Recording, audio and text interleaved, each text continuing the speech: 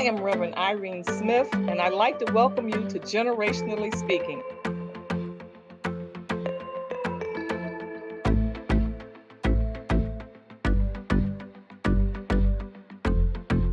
Here at the table, we come and we discuss life issues, no matter what they might be. As we sit at the table with each generation, we all learn, we all grow, we all are inspired. Yeah, yeah. Yeah, yeah. Generationally Speaking. Well, I want to welcome you to Generationally Speaking. I am Reverend Irene Smith, aka Miss Irene for my young peeps. And if you're wondering where I am, I'm down in Atlanta. How's everybody doing out there? Well, I wanted to give you just a small peek of my conversation with this awesome young woman. You can catch us on the Now Network Wednesday nights at 9:30 p.m. And also you can see our show on the YouTube channel, Generationally Speaking. So I want to introduce to you, my audience, Vikki Jones. She is the founder of a thriving book publishing company, VMH, also VMH Magazines, and she is a ghostwriter. She's a writing coach for those who have a desire to publish. And as you look on the table, you see all these books that her publishing company was instrumental in getting published from beginning to end. Also, you can see her many awards, 2017, 2018, oh yeah, 2019, she got it too, 2019, 2020, and 2021. So I am excited today to be here with Vikki Jones. So Vikki, I wanted just to say thank you so much for agreeing to allow me to come and chat with you. Oh, indeed. Thank you, Irene. I'm honored and that you do you're interested in our work and also want to speak with me. So I'm honored. Thank you. All right. So I noticed when I started doing some research like I do on everyone that I interviewed, there was some quotes that you had that sort of stuck with me. And I jotted them down, and it was the one you said, be true to you. Hold on to your identity. Know that you are unique, designed with love and purpose. And then the other, you said, in order to reach full potential, let go of things that stand in the way of growth. Then you sum that thing up and you said, your gift will make room for you. In an overcrowded place, there's a little space carved out just for you. So I want to know, now that you have reached this pinnacle, looking back over your life, how do you think your early years as a young girl and the interaction in your community shaped the woman you are today?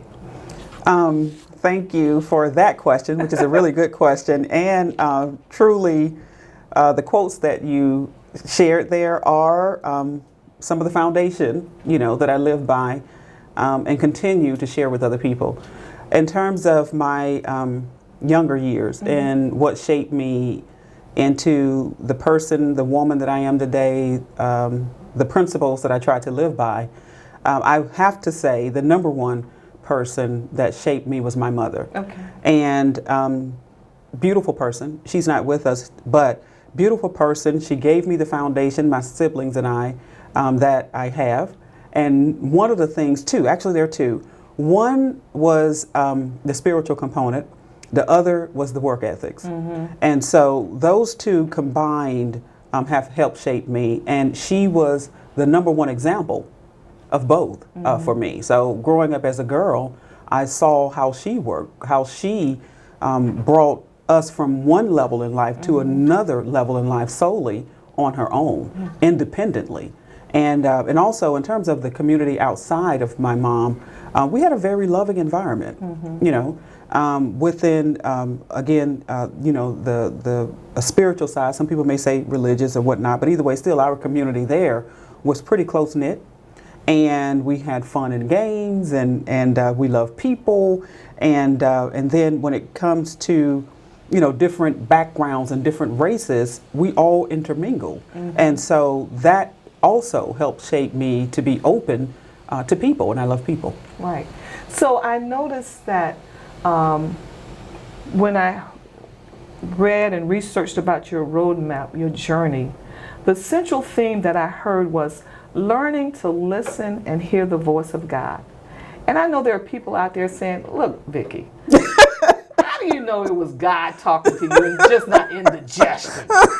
I mean, what was it that pushed you to say, okay, I hear this. I hear this drive in my spirit, and I know this is God that is pushing me. So how do you learn to listen to that voice and crowd out all the other voices? Because there are a lot of other voices that are trying to, keep you pigeonholed in a certain place, keep you from being elevated. So how did you learn to listen to that voice and keep your drive? That question is a very good question. And just to be clear, I did not know anything about it. And to be even more transparent, when people would say God said or somebody, basically I was like, stop right there. I don't want to hear what you're saying. Because I mean, at that point, I had, developed a relationship with God to a certain level. Right. But what happened is, as I continued to grow,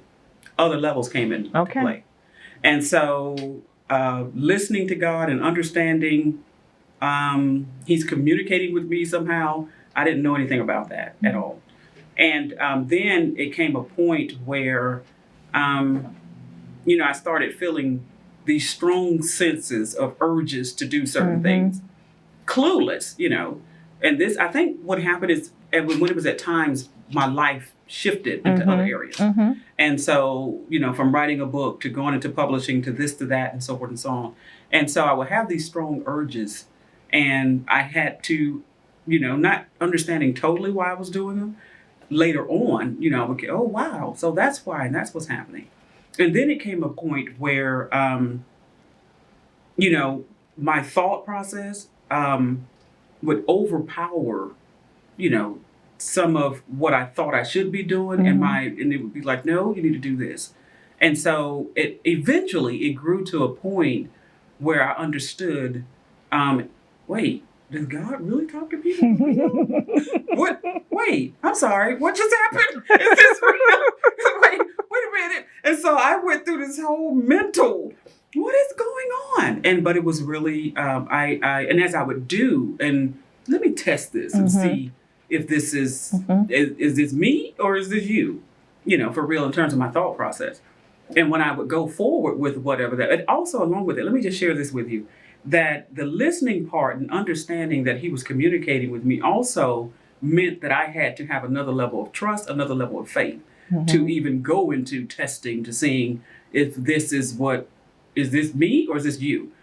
There were also other little signs. So it wasn't just the voice or, it was, I had to go into trusting. I had to go into, there were other actions that took place. And as I took action, or either I was blocked from taking a certain action, it looked unusual. At that point, I was, wait a minute, adding up, he's communicating with me, or this is what I'm supposed to be doing. And even now, I kind of keep some of that communication very, very private, and just listen. And sometimes I really have to, not have anybody around me so that I can hear. I could be in, some coffee shop, or I could be around a lot of people. And if I feel the need, I need to go somewhere and take a walk in the park. I need to go somewhere and sit by myself. That's excluding family members, excluding husband, excluding every single individual, just me and him. I have to do that so that I can understand, get some clarity. Some people refer to it as meditation, whatever they refer to it as. For me, I have to get be able to hear what I need to hear from him, or my direction from what it is that I need to do. And that, for me, requires at times silence. Now, the world is not silent, but I also, in my just regular prayers, I make sure that what's not for me, to block it, what is, open it. And sure enough, that's what happens. And so I've learned to trust that. Right. You bring up a great point, and that is that oftentimes when we talk about hearing the voice of God, we're talking to persons who are at different levels in their walk with God. And so they don't, just like you said, I didn't know it was God speaking, but then it's a growth that comes with it. And then with that growth that comes, that trust that builds, then you begin to say, oh, okay, wait a minute. And then to see God move in ways like he put this thought and you did it, like, oh, wait a minute. And so I think that's good for people to hear, that it is it's a process, that your faith and your trust, I'll say it that way, that your trust that you're hearing the voice of God to move you in these directions. You come to trust that. And let me share this with you. I'm going to give you an example that's a little bit more practical. So for me, when it came to book publishing, I got into this mindset because I'd written a piece, and I understood that, mainstream was not going to give, the non-celebrity status or those that ultimately could sell a lot of books, opportunity that they normally give to those. And so I set on that road to, no, I'm going to do something about it. And I saw other people around me that had writings that, couldn't get those type of contracts or those type of agreements. And so, the economy crashed 2008, so forth and so on. There were jobs were scarce, and I was in that same predicament. And so I was going to get employment. Running to get this employment to reach this opportunity. And what happened is I was running, I failed and tumbled. Well, not running, I was trying to get there fast. But anyway, I tumbled down some steps. And it put me out of commission. Wherever I was getting ready to go, which is to this job possibility, that didn't happen. Stopped short. And I had to sit down because I hurt my knee for like a couple of weeks or whatever. And I said, okay, well, let me go ahead and just continue on with the books and just, from this audio to transcribing and publishing this one particular book. And what that said to me was 2 or 3 incidents that happened like that. Every time I would try to go get the job or get a job or whatever, I was stopped. At that point, I didn't understand that it was being communicated. No, this is what you're supposed to be doing right here. Right. And the same thing with the education, law and politics. Working.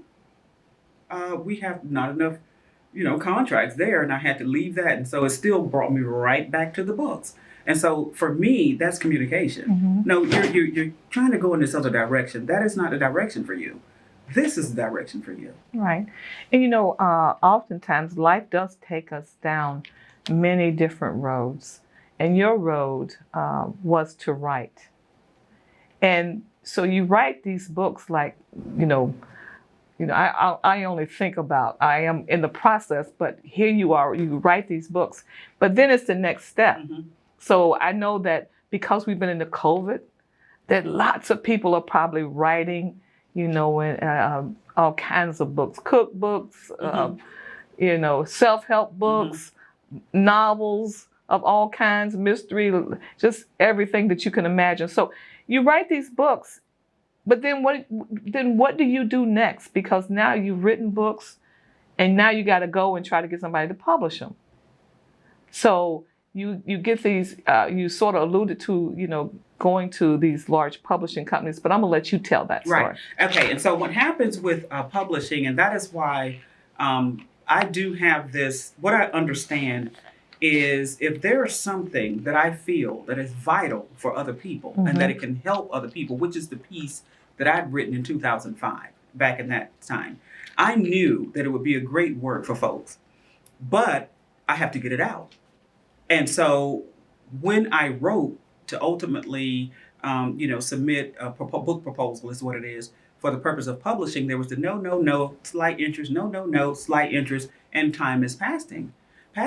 And so I said, then there was another woman who was speaking with me about her cookbook. And I said, this lady has no clue that she's getting ready to run into these obstacles. She wants to publish her family recipes. And so at that point is where the idea was beginning to form for next level. Okay, you do have whomever it is, they have the writings that are done, but what now? So then comes the for the author, or for the writer rather, who has the manuscript, for them to get their manuscript into the hands of the right publisher for them to take it to market and conduct the book publishing process. Well, there's like 5 or 6 major book publishers in the United States. And those individuals, for the most part, they do concentrate on presidents, Barack Obama and Michelle Obama. They get the big deals, former presidents, celebrities, so forth and so on. Well, not every person can sell, 5 million books in 3 hours. And I get it. That's the business side of it. So what about these people who are not former presidents or who are not, A-list celebrities or world-renowned, whatever they are, public something? What about those individuals who have writings? And so I sought to learn and learned how to provide the same platform as mainstream to these independent writers or to these people who, again, can't sell, 200,000 books and as soon as the book launches. But they may be able to sell 5,000. They may be able to only sell, 300 or 400. But the point of it is they want to get their message out. They may want it for family members. I don't know. And so for us, what we do is ensure that we're there for those individuals who want their books published professionally and have the same mainstream platforms that all the celebrity authors have. And if they could sell 250,000 books, we have the capacity to print 250,000 books. So I'm going to go back a little bit for my audience because you decided, that you would publish your own book or you founded this publishing company. Mm-hmm. What was it? How did you learn what to do? Because when we look around, a lot of people are doing self-publishing and a lot of different ways. You can buy a book and they'll print it, as you're buying it. But how did you learn to be a publishing company that produces these quality types of books? And I've looked at them, the covers, the print on the inside, the clarity of them. When I look at this, the artwork, the imagery, how did you manage to do that? And how did you collaborate to bring together this group of people working for you? Fortunately for me, I go back to my work ethics. I've always been a business-minded person. And so eventually I had to understand the business of books. But to answer your question, how did I learn to pull a team together, which requires, like you said, some of these illustrations with some of these books, and then there's so many different phases of book publishing, and also get into the market at the right time for the sale of the book and ensuring that the author is not just the book, it's the entire package in the presentation, author included. I had to do some traveling. Mm-hmm. I had to go to where the majors are. What are you guys doing? I don't want to do what you're doing. I don't want to duplicate a system, to me, that felt like it was gatekeeping. You're keeping people out, you see? And I understand about making money because I, too, want to make a lot of money. Mm-hmm. I want the writers to make a lot of money, mm-hmm. and they can. But it should not be just this group of people who's able to get this level of professionalism. And so for me to be able to learn the system, because it was learning the system, I really had to do a great deal of research. I had to shop and hire the right talent for, the like you're saying, the illustrations, mm-hmm. and the typesetting and the cover design, so forth and so on. And then also distribution and where these books need to go for the purpose of people being able to buy at Barnes & Noble and Amazon and actually getting into store. Her book is not here, but just the other day, one of the girls she's out of another part of Georgia, but her book is literally in the brick and mortar of Walmart. So to be able to do that, there's a system that these books have to go in for whichever store in this country and other countries to be able to buy from. So it took a good amount of research. I fell on my face a number of times, where I started, the books that I started, and how initially where I started in terms of designs, you can see from 10 years ago when we initially started versus today, we're there, Right. you know.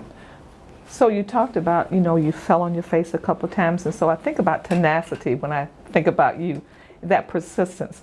So how did you manage, who was your support system that got you back up, pushed you back out the door and said, no, you can do this? And that process is something else. And two, one of the other things in working with the authors is each one of these books represents a different personality.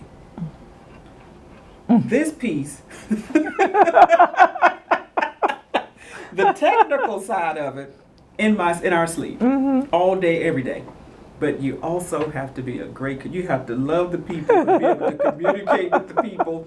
And when they're, and what I mean by this, not, because people are so excited. And those first time authors, they really do not know what to expect. Right. So they are, like one woman said, some of these people, they're businesswomen, they're businessmen at the top of their game in terms of their particular field and whatever it is they've started.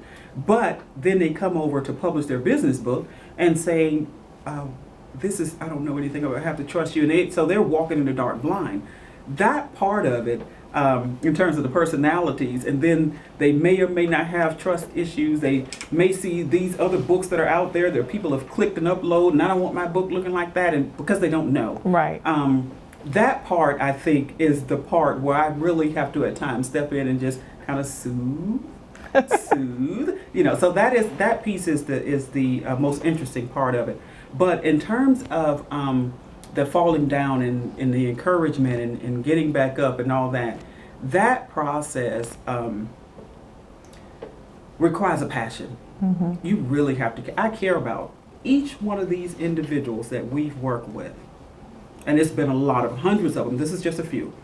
I care about their success. Right. Now, I can't make them, or we can't make them go forward or go to the most or do the most with their books, but you have to care about what it is. That's the only way you're going to get back up. If you're not passionate about it, you don't care about the success of others, and then understanding that the majors, and we may become major one day, I don't know, but when we do, I still want everyone that works on our team to care about the people and to care about what we're putting out there on the market for the people. So that's the one thing that kept me going.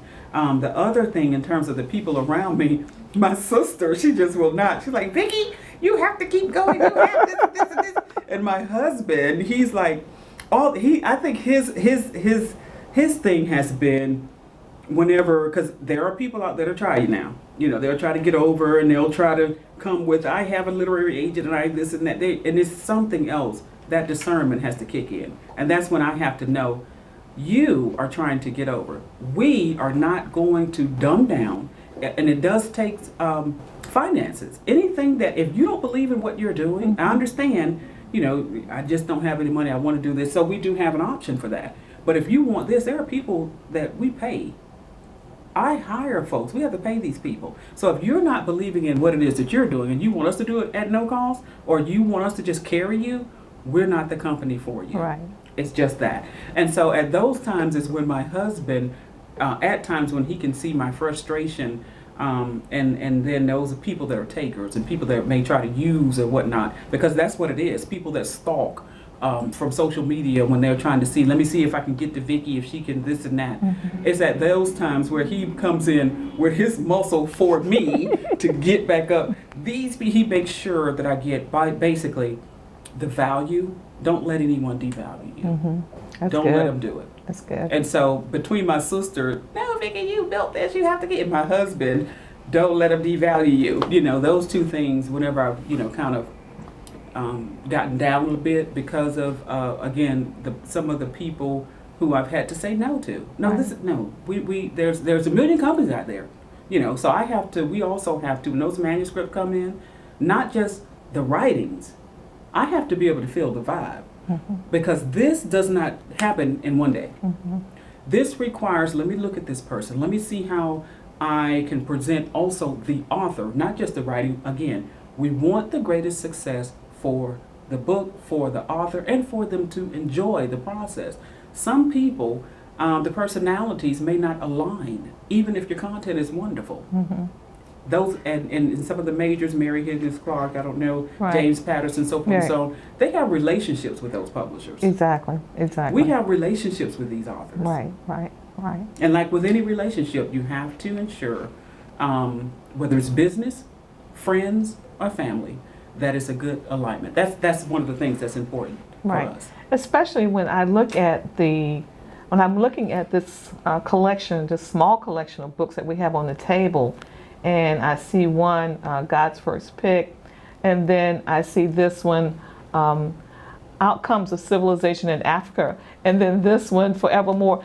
It runs the gamut. So you truly are a universal publisher. It's not like it's not one genre of books, but so these personalities that come to you, where do you start with them? When they walk in the door and they say, I have this manuscript and I want it published, where do you start with them? Okay, so the first steps for us is to see the writings. We need to have a book synopsis, meaning just, a brief paragraph. What is this about? Sometimes people may verbally, share that, but nonetheless, we need to know what the book is about. Can they let us know that? 1 or 2 paragraphs. A sample of the writings, because we need to see what it is you actually written. Because again, there's a certain type of content we want to put out there and represent wholeheartely. Right. And so from there, once we've gotten the sample and we read and get a feel of the person that we're speaking with, the next steps include 2 things, because we offer book publishing packages, and then there's the agreement, whichever book publishing package they select from the website, and then there's also the agreement that has to be put in place. And the agreement, for the most part, is not long, sophisticated. We need to make sure that this is not a plagiarized work. So Right. you have to sign to that. You can't go to Google and pull something off of Google and say you wrote that. That's not going to work. And you can't go and plagiarize someone else's work. That's not going to work. And so, and then also our obligation to the author. And so that's what that agreement is. After that, we go to work. That manuscript, full manuscript, comes over. We still have to read. It goes to editing, and our editors, sometimes we may have to go through a work 2 or 3 times. This particular book here, we had to go through some extensive editing, but that's a phenomenal story as well. That gentleman there, I just admire his work.